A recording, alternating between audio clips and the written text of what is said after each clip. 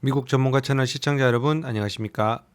여러가지 미국 역사에 이슈를 남기고 마무리 중인 미국 대선. 아직은 대통령으로 확정된 상태는 아니기 때문에 이제 당선 예정자로서 민주당의 조 바이든 후보가 이번 대선에서 내세운 여러가지 공약들 중 세금과 경제정책을 살펴보면서 앞으로 4년간 우리의 미국 생활에 어떤 영향을 미칠지 알아보는 시간을 가지도록 하겠습니다.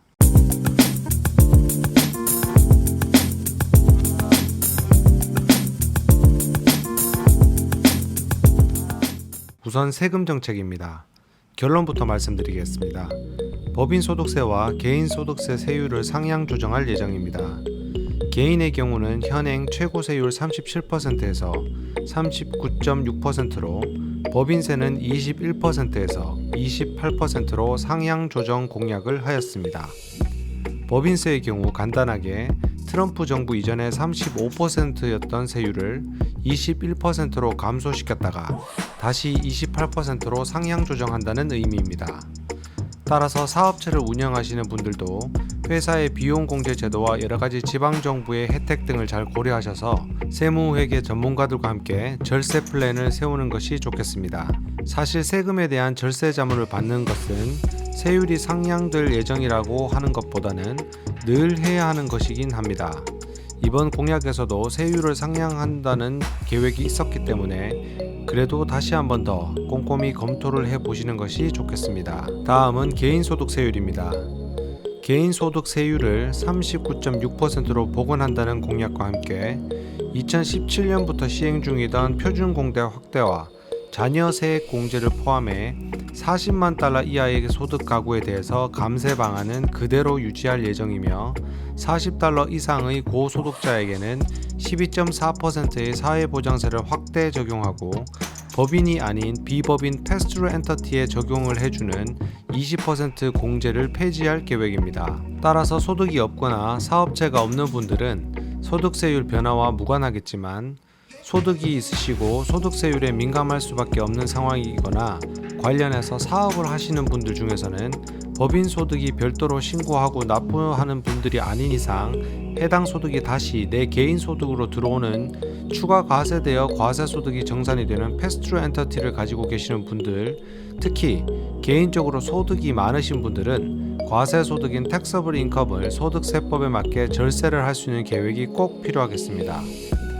이런 대선 공약에서 보는 것 이외에 워싱턴 DC 소재 조세정책센터인 TPC의 세제 공약을 분석한 자료에 따르면 중위나 저소득층의 세금은 오히려 줄어들 전망이고 고소득층은 늘어날 것으로 전망하고 있습니다.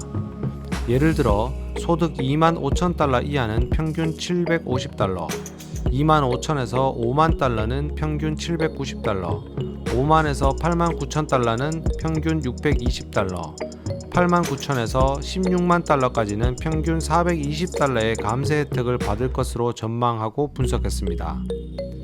반면 고소득자의 경우는 상대적으로 세금이 늘어날 것으로 보입니다.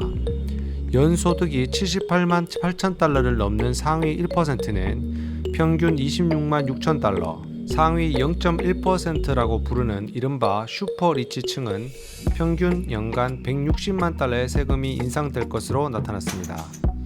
결국 부자의 기준 40만 불 이상인 경우 추가 세율이 적용될 것이고 일반적으로도 약 17만 달러 이상이 되면 고소득자로 분류가 될 가능성을 염두에 두고 절세 플랜이 꼭 필요한 시점이 아닌가 합니다.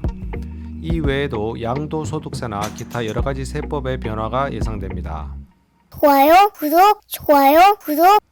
법인의 경우는 해외에서 제조를 하여 미국 내 판매를 하는 기업의 경우 추징세의 개념으로 2.8%의 오프쇼어링 세금이 추가될 예정이고 이렇게 되면 외국 납부 세액 등의 공제 혜택이 사라져 새로운 법인세와 추징세로 인해 조세 부담 완화 효과가 사라질 예정입니다. 즉 고용이 창출되는 효과는 있겠으나 미국 기업들의 국내 제조가 쉽지 않을 것이고 또한 외국 기업 유치를 위해 글로벌 기업이 미국 내에서 생산 및 판매를 하는 경우 오퍼쇼어링이라고 하는 추징세를 적용을 받지 않기 때문에 미국 내에서 외국 기업과 미국 기업의 경쟁이 보다 더 심화되지 않을까 전망해 봅니다. 또한 제조업의 활성화를 위한 10% 세액공제 정책도 제공하여 미국 내 제조업 경쟁력 및 고용 증진, 생산 설비 개선 등 고용 확대를 위한 기업들에 대한 혜택도 준비하고 있습니다. 앞으로는 어떻게 적용을 하여 개인과 법인의 세금에 대한 부담 혹은 정부 입장에서 조세를 확충하여 현재 가중되고 있는 미국 내 국가 채무와 동시에 코로나 시대로 인한 경기 불황에 대한 대책을 내놓을 것인지 지켜봐야 할 문제인 것으로 각종 연구조사기관은 발표하고 있습니다.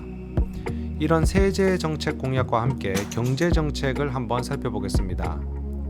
현재 미국은 코로나 방역 실패로 인하여 전 세계적으로도 그렇지만 미국 내외에서도 경제적인 악영향을 주는 상황입니다. 따라서 코로나 방역에 대한 철저한 대비를 위해 별도의 전문가팀을 구성하고 마스크 착용 권고 등 우선적으로 코로나로 인한 인명피해 및 경제 피해를 최소화하는 데 집중을 할 예정입니다.